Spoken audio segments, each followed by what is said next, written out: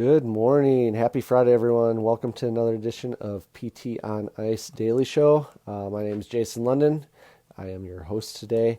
I am faculty for rehabilitation of the injured runner and rehabilitation of the injured cyclist with Clinical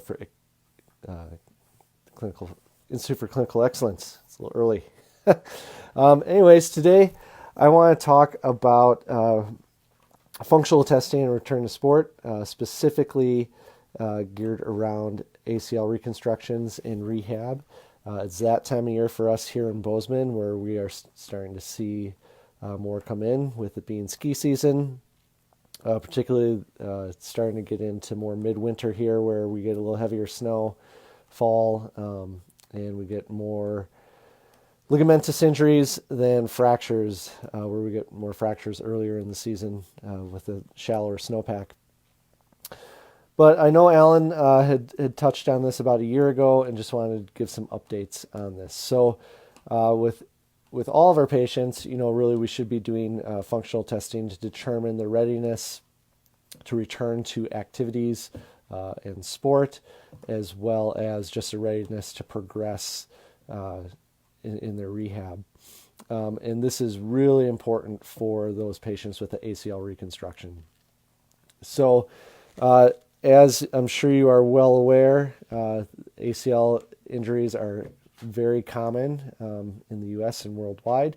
And just as common with ACL injuries are ACL reconstructive surgery. So that is the norm right now. We may start to see that shift a little bit here in the next 5 to 10 years, where more people will be willing to try non-operative rehab. It's certainly starting to be the trend in Europe, and hopefully we'll see more of that here in the U.S. But where we're at right now is the vast majority of people in the U.S. who have an ACL injury get an ACL reconstruction, and then are with us in rehab for hopefully 9 months. And we'll talk a little bit about that time frame here in a moment.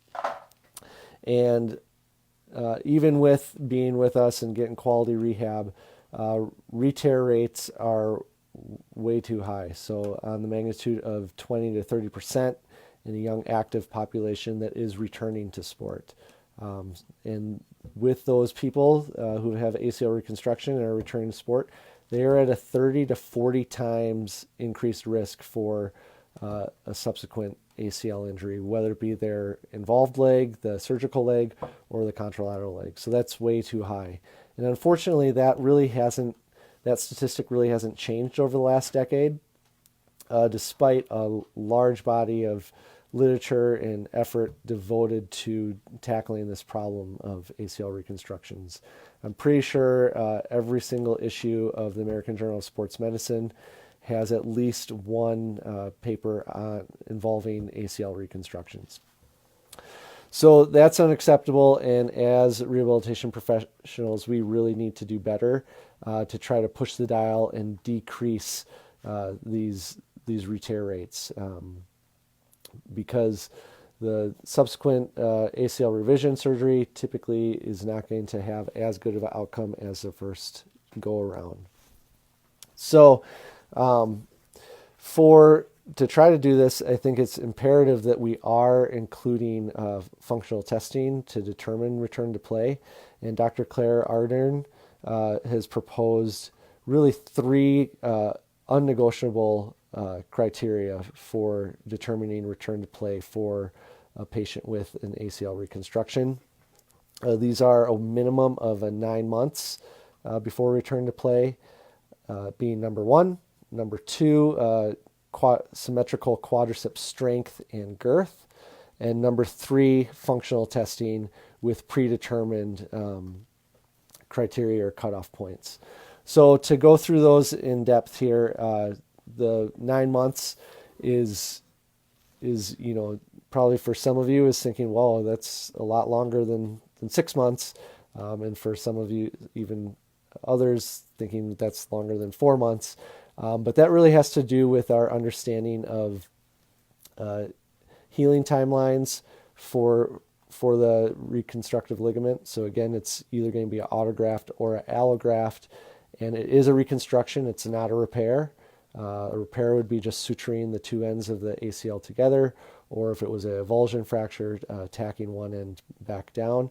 But this is a reconstruction, so the surgeon is making a whole new ligament out of another structure. So in most cases, it's going to be patellar tendon, quad tendon, or a hamstring tendon, whether it be an autograft or an allograft.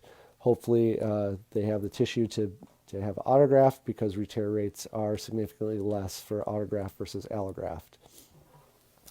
But anyways, there was a movement in the 90s to have accelerated rehab for patients with ACL reconstruction. And unfortunately, that showed larger retear rates than waiting. And so now the pendulum is swinging back to where, again, based on our understanding of healing timelines, as well as a significant paper that came out, I think it was in 2018 by Grinham, that showed by waiting for each month that you wait until the 9-month mark, you decrease the risk of re-injury by 50% for each month. So that's huge. And then after that 9 months, you're not seeing any significant decrease in injury rates. So definitely before return to play, we have that timeline of not returning to play before 9 months. For a lot of people, it ends up being a year, and some are even advocating for 2 years. So number one, 9 months. Number two, symmetry in quadricep strength and girth. The quad is an important primary stabilizer for the knee. And as we know, after injury, particularly after an ACL injury, we really see quadriceps inhibition and a lot of atrophy with the quadriceps. So we really need to get that back to get that primary stabilization back for the knee.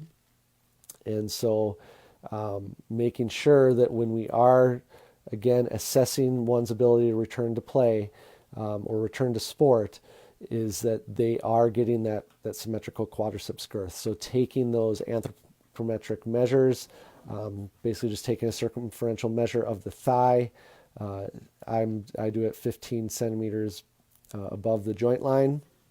I'm also looking at the joint line and at the mid calf too, which is 15 centimeters below the joint line, and making sure that we are getting symmetry at the very least within 1 centimeter of the other side. So make sure you're taking those measurements as well and accounting for swelling, and then just really making sure that we are loading people appropriately through the rehab to get that quad strength back. So early on, maybe using some BFR, and then quickly moving on into squats and loaded squats and single leg squats for that, and later on resisted knee extension to get that quad girth back, because it does seem to be such an important part of reducing the risk of future injury for the ACL. And then number three, what the title is all about, is functional testing. So there's a lot of studies out there looking at functional testing, and does it really reduce rates of injury after ACL tear and subsequent reconstruction? That if someone is passing return to play or functional testing criteria, do they have decreased injury rates? There's some conflicting evidence on that. However, a recent meta-analysis in Medicine, Science, Exercise, and Sport showed that there was a positive correlation of decreased injury rate and passing functional testing, namely HOP testing. So with functional testing, I think it's important that we are using some sort of standardized test, and then also individualizing some tests. So, there's typically not going to be just one best functional test, as I had alluded to in the title, but I will tell you what I think. If you're really strapped for time and had to pin me down on the best functional test, I'll tell you here in just a few minutes. But really, it should be a battery of tests. And the HOP tests that have been around forever seem to be the best kind of standardized test to be using across all sports. So that's going to be your single leg hop for distance, your triple hop for distance, triple crossover hop for distance, and then the 6 meter timed single leg hop. And what you're determining here is a limb symmetry index. So with the testing, you are going to test the uninvolved or the non-surgical leg first. Write down those test scores. So if it's a single leg hop for distance and they get 200 centimeters, you record that down and then record what their other leg is, and then test the other leg, the operative leg. And then you're going to look at the percentage of what the unoperative leg is to the operative leg is to the unoperative leg. So if my left knee is the knee that I have who had the ACL reconstruction, and my right knee is the uninvolved leg, and I get 100 on the uninvolved leg, but 80 on the involved leg in terms of distance, that would be an 80% limb symmetry index for that one test. And you're going to want to get a limb symmetry index for each of these tests that you're doing. And they really should be striving, or cutoff is greater than 90% of the uninvolved limb. That's supported by the literature. However, making sure that 90% isn't just 90% of crap, that they're weak on that other side. They've definitely had deconditioning over the past 6 to 9 months because of the surgery and not being at that same level of activity since they're not participating in their sport. So we want to, as best we can, look at normative data for each sport, ideally within even their team, if that's available to you, and then making sure that they're getting to 90% of that normative data, and that we're just not doing 90% necessarily of their uninvolved limb, because they are likely in a more deconditioned state than they were when they got injured, and we want to make them really robust and resilient. So we want to make them as strong as we possibly can and shoot for 90% of quality data. So again, that limb symmetry index is really important to get greater than 90% with the hop testing. And then I think it's also important to really add in some more sport-specific tests. There's a lot of them out there for each sport. JOSPT had a couple clinical commentaries back in 2012, I believe, that goes through alpine skiing, soccer, I think American football and basketball, with some clinical commentaries on rehab of athletes in those sports following a ACL reconstruction. And so for skiing, for example, since that's the season we're in here in Bozeman, we really like to use the Vail Sport Test, developed in conjunction with the Howard Head Sports Medicine and the Steadman Hawkins Clinic. And that's another battery of tests. It has a little bit more of an endurance component to the hop tests, where you're basically having them do a number of single leg squats, or seeing how long doing a number of single leg squats over 3 minutes, and then some kind of side to side lateral bounding with some weight. They use a sport band. We use 10% body weight on a cable column, and then forward and backward bounding as well. And there you're looking at basically, the quality of movement, and are they able to do it. We found that to be a really good test for alpine skiers. There's a scoring system, and they need to get 100%, so 54 out of 54 to pass that. Another good thing to do is, again, looking at the quality of movement. I think a tuck jump assessment is a great tool for that. So having a patient do a tuck jump where they're basically jumping in place and bringing their knees as high as they can, and doing that over the course of 10 seconds, and looking for things like dynamic knee valgus, narrow stance width, Can they, maintain their footprint, or are they kind of moving all over the clinic while you do that? So really trying to get as much data as you can for helping you to determine, is someone ready to return to sport? Now, return to sport, in my mind, is not return to play.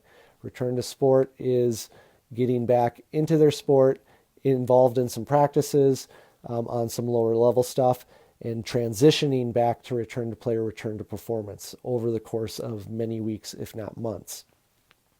So really wanting to be communicating with their coach, with the AT, if they have one available, with the strength and conditioning coach, and then certainly the surgeon. So we're really making it's a sports medicine team, not just you as an individual with that patient. So really trying to set them up for success.